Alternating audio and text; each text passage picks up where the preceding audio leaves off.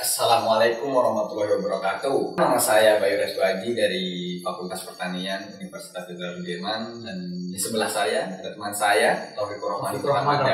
Pada perbincangan malam hari ini kita akan sedikit membahas tentang keuangan syariah. Jadi bagi saya itu terasa sangat awam ya, karena saya itu basicnya dari pertanian. Jadi saya akan mencoba mengulik sedikit mengenai apa itu keuangan syariah. Yuk langsung aja. Untuk keuangan syariah sendiri itu kan merupakan salah satu sistem keuangan yang ada di dunia ini. Karena ada macam-macam tuh, kayak ekonomi konvensional, komunis dan lain-lain. Berarti syariah berarti kan yang jelas-jelas itu apa ya, kayak tidak ada riba ya, seperti itu ya. Tidak ada riba. Iya pasti itu. Gimana coba dijelaskan coba sedikit aja lah. Kita ulik sedikit aja. Sebenarnya riba kan identik dengan bunga ya. Iya, bunga. Nah, itu di keuangan syariah, bank syariah tadi itu kan sebenarnya ada persenan atau bunga, cuma itu beda nama. Kalau menurut pribadi saya itu cuma hanya beda nama. Soalnya kan pada dasarnya sama. Pada dasarnya itu sama.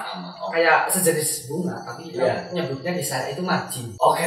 Margin. Dan itu merupakan ibaratnya kayak bagi hasil. Semisal nih, Bayu punya bank, kita namai Bank Bayu. Siap. Bank Bayu. Terus saya nabung di Bank Bayu. Terus ada A pinjam uang ke Bank Bayu. Terus otomatis uang yang saya taruh di kamu itu kan dipinjamkan ke A. Nah, itu oleh A itu diolah buat usaha, terus keuntungannya itu untungnya dibagi sama bank. Itu mah sama ya sebenarnya ya, sama-sama ada kayak ada kelipatan, maksudnya pokoknya ada yang harus ditambahkan. Ada tambahan. Cuman ya kalau berdasarkan yang aturan, berdasarkan hukum kan keuangan syariah pastinya berpegang teguh pada prinsip-prinsip Islam nih, Islam.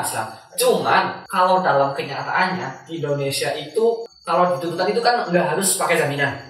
Tapi kenyataannya di bank syariah itu tetap harus ada jaminan. Sebenarnya kalau kita sumber daya manusianya baik, terus dasar hukum dari keuangan syariahnya itu juga jalan, itu bakal jadi, kalau menurut saya pribadi, sistem keuangan yang paling top lah. Soalnya itu sama, adil, nggak ada jenjang antara yang kecil sama yang besar tadi itu loh. Kayak yang pemodal pinjam sama yang dipinjami. Jadi pada dasarnya sama gitu. Sama, lebih adil gitu ya. Cuman kan dalam pengamalan kenyataan dunia nyata itu beda.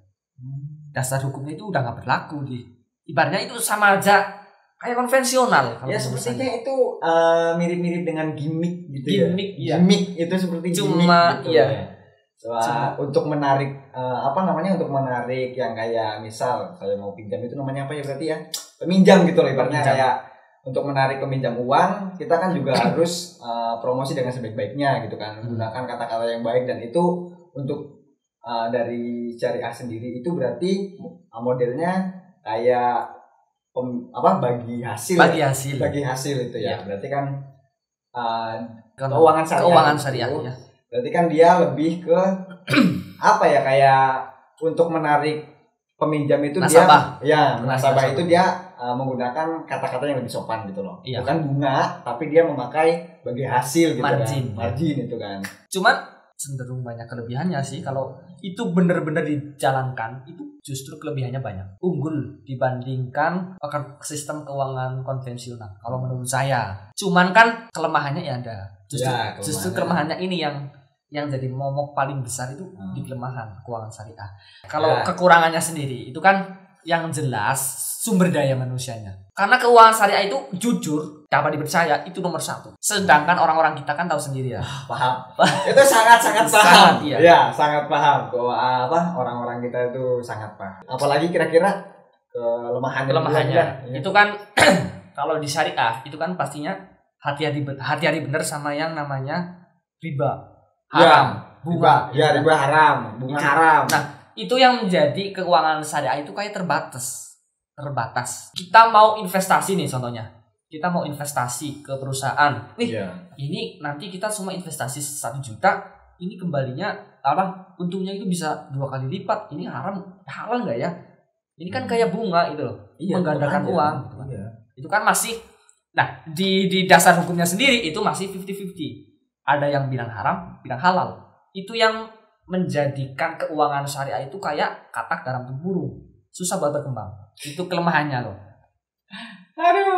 sebenarnya itu juga tergantung akad. Misalkan nih, kita investasi. Nah, ketika perusahaan berhasil untung, kita nuntut bagi hasil. Sebenarnya itu di akadnya. Kalau kita akadnya bener, misalnya nih, aku kasih uang 1 juta, gue nggak mau tahu, saya nggak mau tahu, pokoknya harus kembali 1.500.000. Ini kan salah di akad. Salah di akad. Beda kasusnya kalau kita akadnya, nih, aku kasih uang 1 juta buat modal kalian. Tapi kalau kalian sukses, bagi hasil.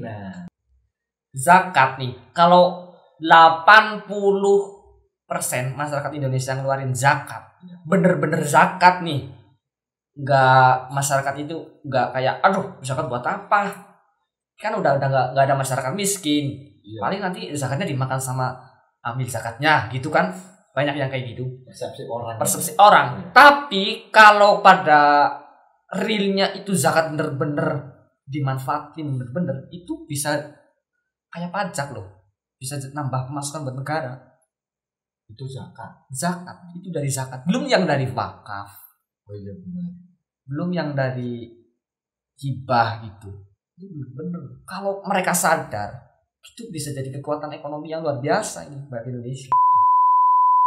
Jangan lupa like, komen. Itu komen paling penting loh ya. Subscribe juga harus, dan share. Barangkali ini emang membantu bagi kawan-kawan semua. Barangkali ada teman-teman kalian yang mau tahu, silahkan aja di-share. Ini perbincangan santai sih sebenarnya, jadi tidak terlalu berat gitu loh. Semuanya masuk aja, santai. Dan itu kayak kita ngungkapin unek-unek kita loh. Jadi masih banyak salah itu jelas, itu masih banyak salah itu jelas. Jadi melenceng dari teori itu jelas. Itu masih jelas. Ya maklum lah.